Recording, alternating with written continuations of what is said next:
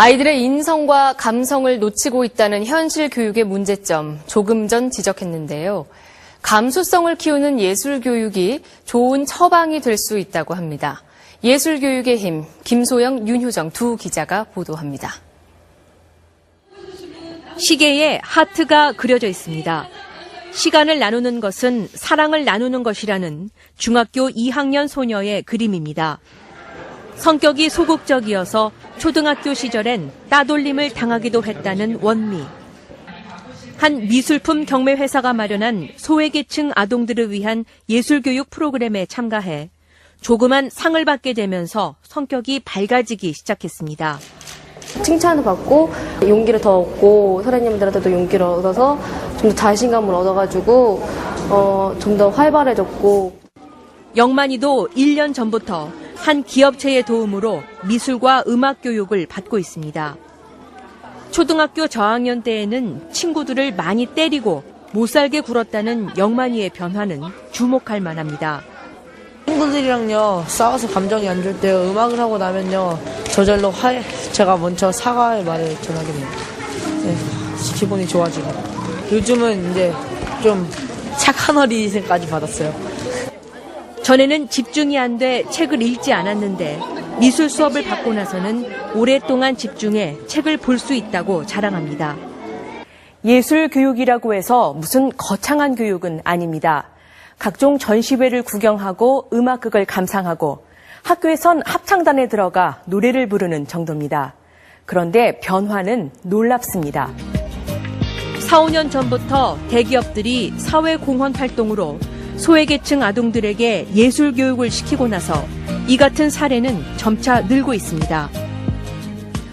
이처럼 예술 교육이 아이들의 행동에 변화를 이끌어내고 있는 건 분명해 보입니다. 어떻게 이런 교육이 아이들의 인성까지 바꿔놓는 걸까요? 결국 예술 교육은 최근 문제가 되고 있는 학교 폭력 문제 해결에도 도움이 될 수 있을까요? 전문가들의 의견을 들어봤습니다.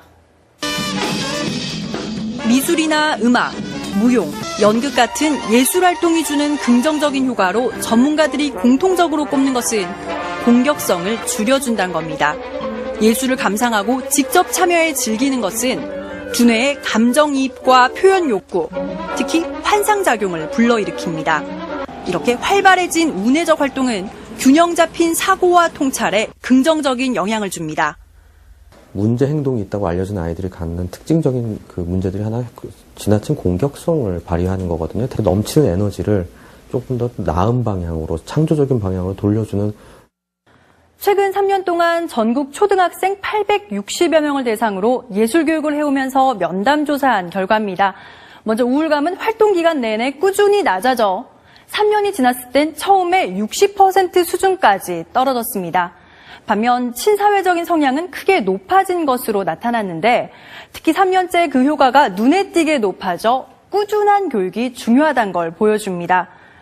이런 결과는 예술교육이 정서 발달에 도움을 주고 더 나아가 학교 생활 적응에도 큰 효과가 있다는 뜻입니다. 최근 이슈가 되고 있는 청소년 집단 괴롭힘에 대해서는 타인의 고통에 대한 공감 능력 저하, 그리고 소통의 부재에서 그 원인을 찾는 경우가 있는데요. 예술교육은 아이들의 정서와 행동을 다독여줄 수 있는 또 하나의 소통 방법이 될 수 있다고 생각합니다. 이처럼 예체능 교육이 훌륭한 소통 수단이 될 수 있는데도 일선 학교에선 철저히 홀대받고 있습니다. 입시에 도움이 되지 않는다는 겁니다. 공교육 스스로 인성교육을 외면해 하루가 멀다 하고 전례 없는 사건들이 터지고 있다는 비난도 감수해야 할 실정입니다. 지금 사회 각계가 벌이는 예술교육 운동이 더욱 뜻깊어 보이는 것도 바로 이 때문입니다. MBC 뉴스 윤효정입니다.